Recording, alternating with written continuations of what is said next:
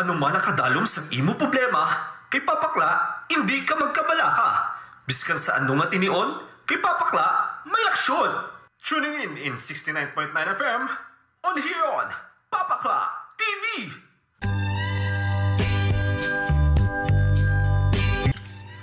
Isa ka may dayan nga gabi sa inyo tanan. Kamusta na kamo dira? Sa subong nga gabi, padayon na naton ang sulat nga ginpadala sa aton letter sender nga si Papang Dan. Ang katapusan nga bahin sa iya sulat sa aton programa pala Utwasan. Kung sa diin ang inyo problema kag istorya pagatagaan naton sa kaatagan pamaagi sa paglaygay. Before ako mag-start sa aton nga program, gusto ko lang anay liwat mag-shoutout sang mga masunod. Gina-shoutout ko gali sang isa ka mayat-ayad nga gabi si Dr. Gualberto Bernas sang Capiz Doctors Hospital sang maayad-ayad nga gabi sa imo Doc Bernas. Kamusta na ikaw dira, Doc? Kag gina-shoutout ko man si Sir Bernard Aliloho from St. Anthony Hospital Operating. Isa ka mayad-ayad nga gabi sa imo Sir Bernard. Kag kay Ma'am Brenda Lee Rison Medina sang OPD sang Capiz Doctors Hospital. Isa ka mayad-ayad nga gabi sa imo ma'am. Kay Sir Bong Noblesa. Isa ka mayad-ayad nga gabi sa imo Sir Bong. Kag sa tanan nga nagasubaybay sang aton programa, isa ka mayad-ayad nga gabi sa inyo tanan. Gani pag-umpisahan na nakon ang pagbasa sang last part sang istorya ni Papang Dan sa aton program. Gani dali kamo, obdinyo ako. Kag pagatukibo naton kung anong natabo sang iya last part. Kung nga man wala sila nagdayunay sang iya childhood sweetheart. Dear Papakla, ang una ko nga ihambal is naman. Kag ang akon pamangkot naman wala sila nagdayunay sa iya childhood sweetheart. Naman, kamo bala nga pamangkot man? Naman. Ngaman, amo na ang palamangkutanon nga nagabalik-balik sa akon mind hasta sumo. Not all love story may ginatawag na happy ending. Kag isa ang amon love story dira ni Anne. Ang akon childhood sweetheart. Why? Bangod pang sang nagbulagay kami kag nag-eskwela siya sa malayo. Nag-promise kami sa isa kag isa nga sa ulihi bubuo kami sang amon pamilya na duha. Gipanghawiran ko adto pang na promise namon nga duha. Wala ako nagmiga, nag-focus ako sa akon pag-eskwela. Kaging obra ko ang tanan para makikita dason sang obra. That time pang hindi pa uso ang CP. Kagsulat pa lang ang nagauso sadto. Pero may ako sadto nagapadala sang sulat sa iya. Pero siya talagsa lang magpadala. Pero ginaintindi ko lang pang ibalaan ko busy gid siya sa iya pagtuon. Hasta sa nag-abot ang time nga wala na kami communication. Pero sige lang ko padala sang sulat, maskin siya wala ka padala sa akon. Sabi mo pang, nagasalig man ko gihapon sa amon promise. Na sa ulihi, mag-aupdanay kami kag magabuo sang amon pamilya. Pero, tama man gid sila pang. Sometimes, promises are made to be broken. Naman nakahambal ako sinapang, kayang babae nga akon palangga, kagi napakamahal, nagbalik, kaging balikan niya man gid ko, pero hindi para nga kami magpakasal, kundi para maghatag imbitasyon sa iya kasal.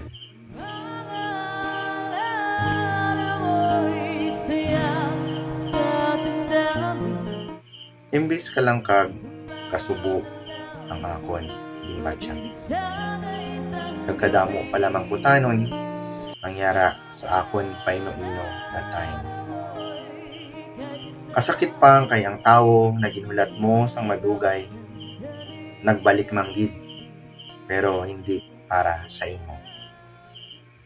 Daw gid tuslok ang akon tagipusoon sang madamo nga mga dagom, sang sadto na tinion.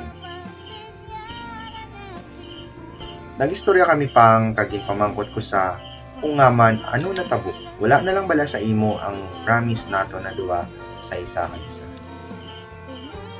Ang iya na lang nahambal sa akon samtang nagahibi is sorry. Sorry. Sorry.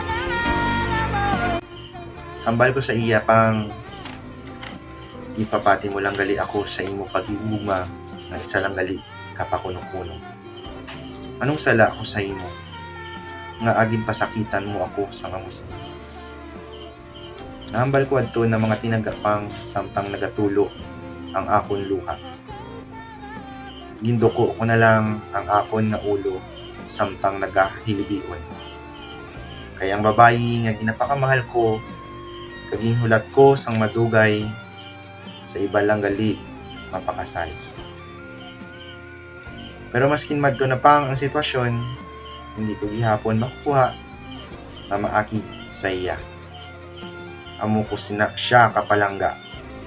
Hingkupan niya ako samtang nagahilibion man siya sa idalom sang puno nga amon ginkumisahan sang amon paghigugma. Balan ko pa nga madto na ang last time nga makupan ko siya kag mahalukan. Kay maskin ano pa ang pilit ko sa amon paghigugmaanay nga duha, hindi na pwede kay gabusong na siya. Kagang iya upod sa obra, kag classmate man niya dati ang nakapabusong sa iya. Pero sa tuod lang pang, palangga man niya ako gihapon. Pero choice niya, napilion ang lalaki ang nagpabusong sa iya.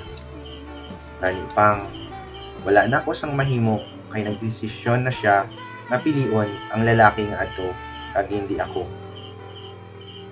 Kung sang una, siya ang naglakat kagin lagas ko siya para lang maabtan. Subong pang, ako na mismo mga tiil ang amat-amat hulag kag naglakat palayo sa iya. This time, balan ko sa self ko nga wala na sang may mabalikid sa akon. This time, wala na sang may masinggit sa akon pangalan. Kasubong sa paglakat ko pang kag pagtalikod, amuman ang pagbuhi ko sang amon promise nga duha sa isa kag isa. Nga akon ginhanungan sang madugay nga panahon. Ngani pang hasta na lang diri ang akon sulat nga gipadala sa imo pang. Sa subong okay naman ako. Pero there are times na nagabalik man gihapon sa akon mind ang kasakit kag kapait sang akon nagliligan. Salamat gid pang sa pagbasa sang akon sulat. More power sa imo program. Tagapagpadala, Dan. Salamat pang Dan sa imong story nga gipadala sa amon. Ang Dan, subong ang mambal ko lang sa imo. Ang past nimo, ikabig mo na lang nga learnings. I-treasure mo na lang. Kaya hindi mo na mabalik. Hindi mo na mabago. Wala ka na sang may mahimo. Ang mahimo mo na lang subong. Is palanggaon mo ang imo wife. Kag ang imo mga bata kung mayara na kamo mga bata. Pinagtagpo ka mo pero di ka mo tinadhanan. Masakit pang dahil pero that's life. Hindi tanan may happy ending. Hindi tanan ang promise natutupad. Patsyagan ko ang sakit sa imo letter na ipadala. Pero maabot ang time pang dan na magiging okay ang lahat. Basta kabalo ka lang magbaton sang imo past. Embrace mo ang imo past. Kaya i-take mo na lang na as a good memory. Pag maging malipay ka na lang liwat sa imo childhood sweetheart.